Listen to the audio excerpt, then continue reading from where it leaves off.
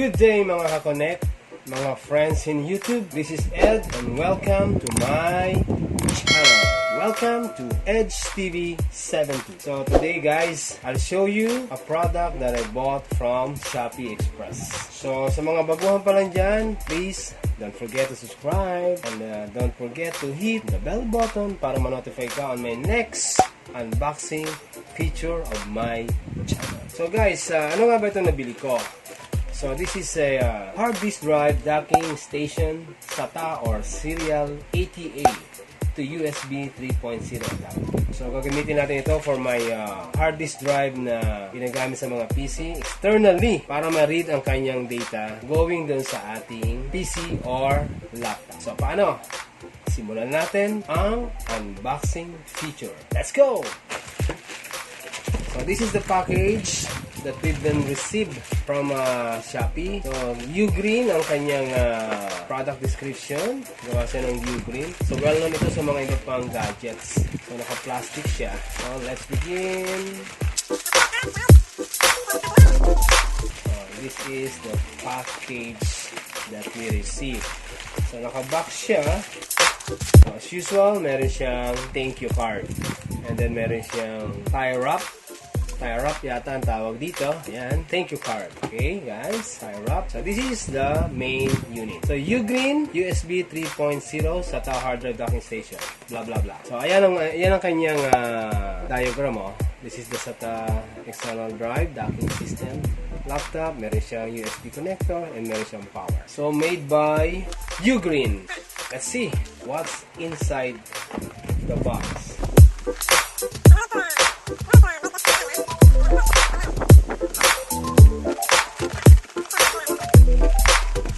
Yan. Okay. Na-remove na natin. So, this is... Okay. Tcharam!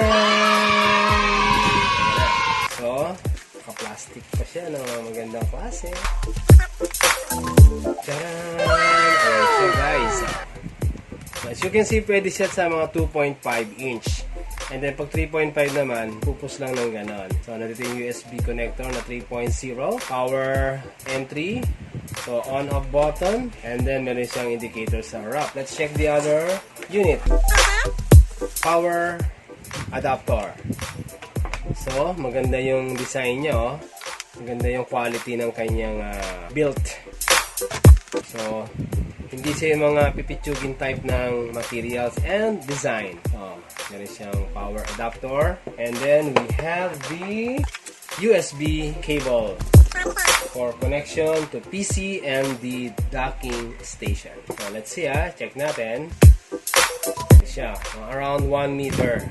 3.0 na siya. Mostly yung mga 3.0 is blue. So, meron siyang warranty card. Yan. So, written in Chinese and English. So, maganda yung pagkakagawa rin ng card. And then, meron siyang manual, of course, paano siya i-interconnect. So, hindi lang ito yung first product kong nabili from UGreen. May mga ibang product na rin ako na nabili sa kanila. Okay, good. Tabi muna natin to. So, this is the product. So, connect natin siya rito. Ito na yung papunta ng PC. And then, this is the power supply. Yan. So, this is the hard drive. Try natin kung mag-fit. Yun. Easy to connect. As you can see. So, ayan na siya. Ayan na siya yung buong tsura niya. So, ayan guys. Try natin i-power. Power natin, ha. So, guys, naka-plug na yung ating power. On natin. Tingnan natin kung ano mangyayari. Ayun, nakita niya may ilaw. Meaning, nire-read na niya yung system. So, ang kulang na lang natin today is connection to our laptop. So, guys, let's check kung mariread siya ng ating laptop. Ano yung itsura dun sa screen ng laptop. So, this is the tire. Kapag gusto nyo itabi yung cord, pwedeng gamitin to. Show natin yung connectivity to our laptop. So, guys, set up natin to. Kasama tong laptop ngayon. We will try to plug this docking station dito sa ating laptop. Let's check kung mariread niya or maganda bang response ng kanyang unit. So ngayon, as you can see on the screen, meron siyang drive C and drive D. So once we plug this to the unit, the docking station, dapat ma-read niya sa another drive. Let's see, let's check. So, reading na siya ngayon. So, as you can see on the screen, nagkaroon siya ng local disk E. 500 gig siya. So, meron siyang 465 na free, and then meron siyang 38.4 gig na free out of 465 na used space. So, as you can see dun sa screen, so, try natin buksan kung ano ang laman.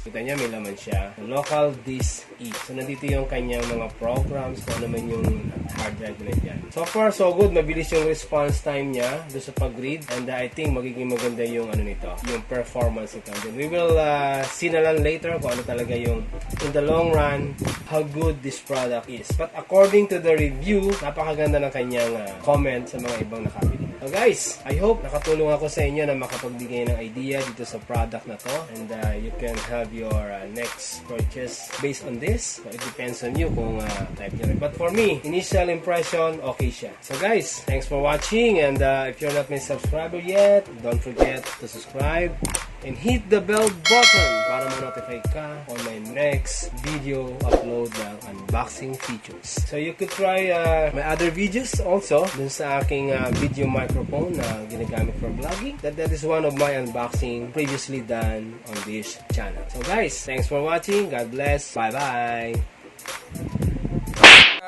It's on 40 in my right car. Bitches change, they act like I ain't